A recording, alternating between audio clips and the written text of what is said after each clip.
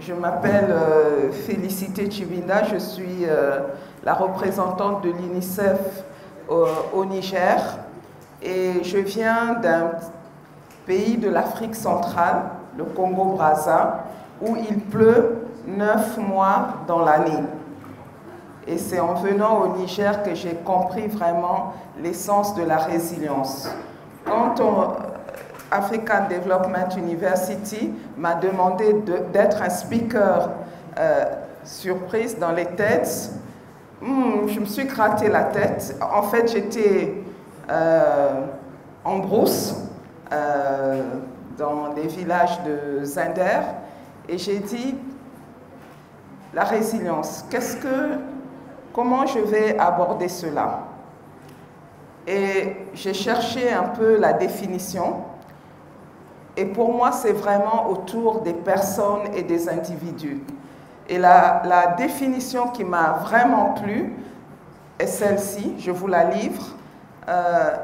Une personne résiliente, c'est une personne qui a la capacité de se développer malgré l'adversité. Vraiment, c'est exactement ça, c'est ce que nous avons entendu tout au long de ces talks. C'est vraiment des personnes qui ont réussi à se développer malgré l'adversité.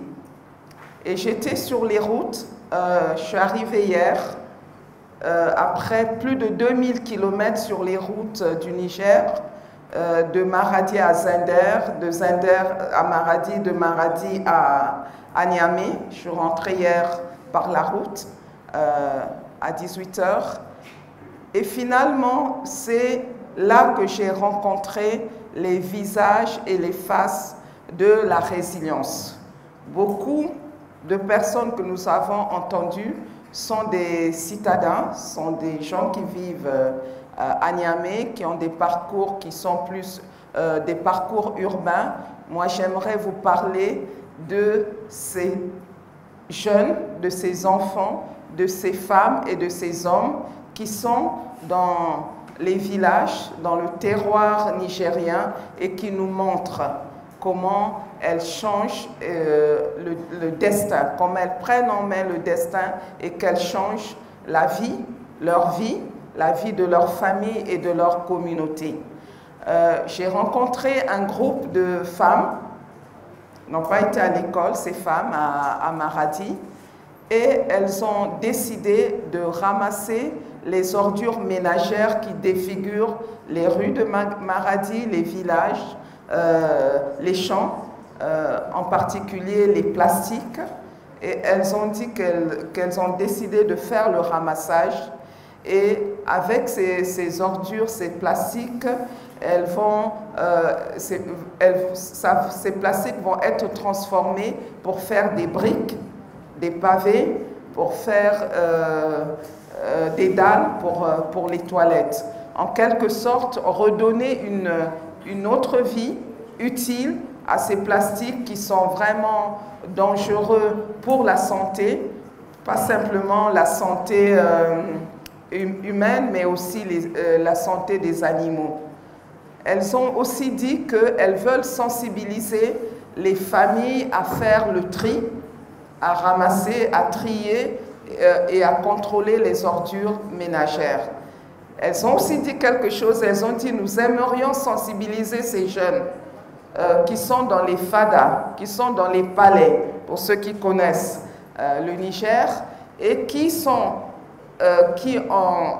à longueur de journée sirotent du thé devant un tas d'immondices.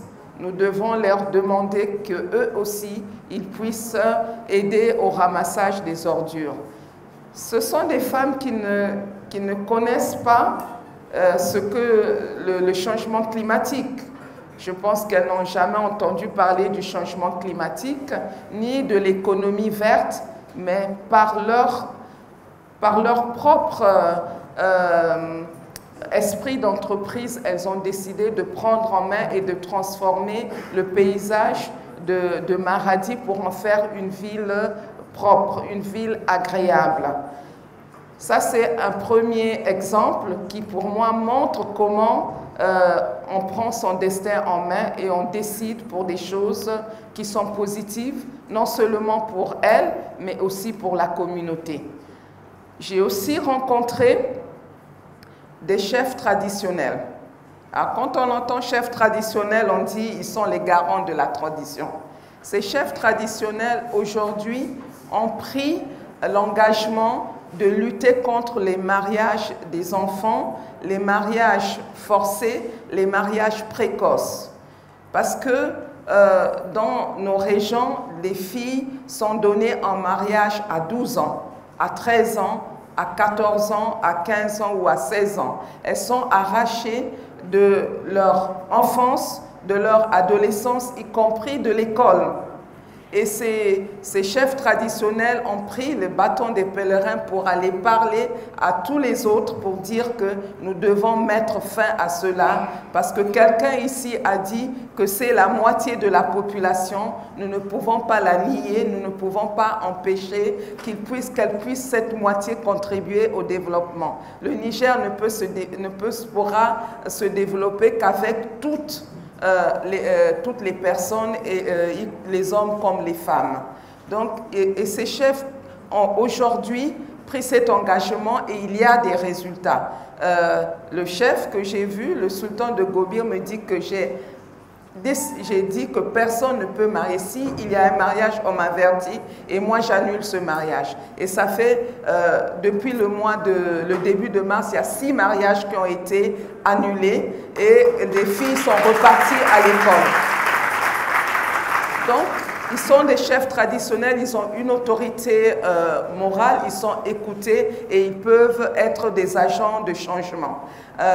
L'histoire de cette Fatima qui était à l'école, que son père a voulu donner en mariage, il avait déjà pris la dot de 50 000 et c'est le chef qui a tout fait pour qu'on annule le mariage, qu'elle puisse continuer de repartir à l'école. Et quand elle est repartie à l'école, aujourd'hui elle travaille, elle gagne plus de 80 000 francs de salaire mensuel, elle prend en charge sa famille. Et son père est venu lui demander pardon. Il a dit, je n'avais pas compris que ma fille pouvait, pour moi, l'avenir de ma fille, c'était le mariage. Et l'école, ça ne servait à rien. Aujourd'hui, je suis conscient que l'école est importante pour les filles comme pour les garçons et je suis le premier à faire le plaidoyer auprès des autres parents pour laisser les enfants, les filles à l'école pour qu'elles puissent elles aussi contribuer au bien-être à leur propre bien-être, qu'ils réalisent leurs rêves. On a parlé des rêves ici, mais aussi qu'ils puissent contribuer au bien-être de leur famille et de leur communauté. Le troisième exemple, c'est des femmes dans un village perdu, Myria, un peu au-delà de Myria, qui, elles, ont décidé de donner des conseils aux autres femmes sur l'alimentation du jeune enfant. Aujourd'hui, nous savons qu'il y a une période très courte qui est importante, qui commence dans le ventre, les 9 mois de grossesse et les 2 ans, les 2 premières années, c'est 1000 jours. Ces 1000 jours sont cruciaux pour le développement de l'enfant. Après, c'est trop tard pour son développement physique, pour son développement cognitif, et que si on le rate, s'il n'a pas cette alimentation de qualité, il y aura des conséquences irréversibles sur son développement cérébral. Ces femmes conseillent les autres comment donner une alimentation de qualité avec les moyens qu'elles ont dans les villages. Ces femmes, vous ne les connaissez peut-être pas, mais elles sont en train de préparer le futur du Niger parce que si on rate ces 1000 jours, on a perdu une partie des potentialités. Elles sont en train de préserver les potentialités pour les générations futures. Et pour nous, c'est un peu ce message que je voulais faire passer, que dans mon voyage de nomade itinérant, j'ai rencontré des hommes, des femmes, des jeunes qui sont en train d'écrire l'histoire de la Renaissance. Ce n'est pas Niamey.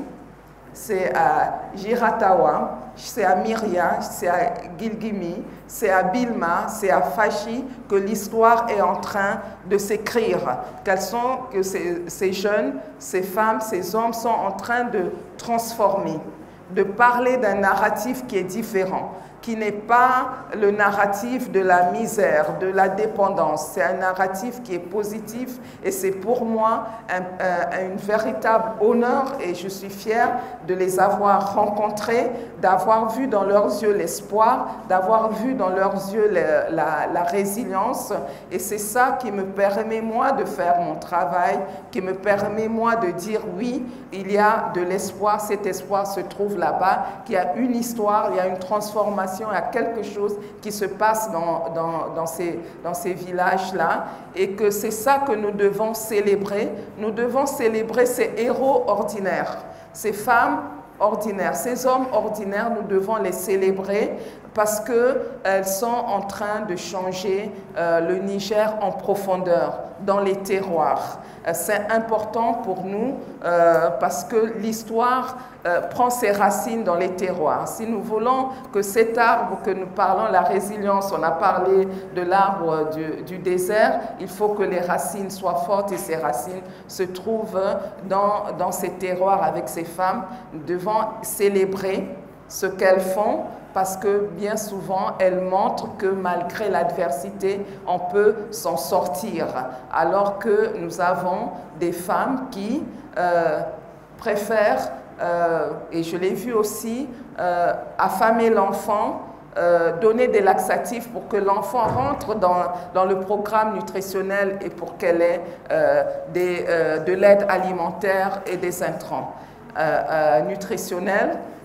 Les autres vous montrent qu'elles se prennent en main, qu'elles se lèvent et qu'elles sont en train de changer, qu'elles sont capables de pouvoir garder leurs enfants en bonne santé et de montrer que tout commence par soi. Le changement, ça commence par soi-même et c'est pour moi le message le plus important. On l'a vu, on peut tomber, on a des défis dans la vie. Une vie n'est jamais un fleuve tranquille.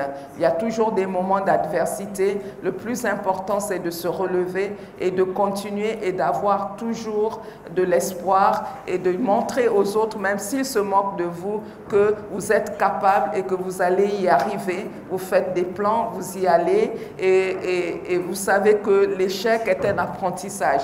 Il n'y a pas d'échec. Tout ce que nous faisons dans la vie est un apprentissage. Mon histoire personnelle le dit aussi. J'ai vécu des expériences difficiles, mais je suis aujourd'hui debout et je dis que quand je regarde ces expériences, ils m'ont appris à me mettre debout devant vous pour dire que le changement, il est déjà là et il est avec ces jeunes, ces femmes, ces enfants dans le terroir nigérien et je suis fière de les avoir rencontrés.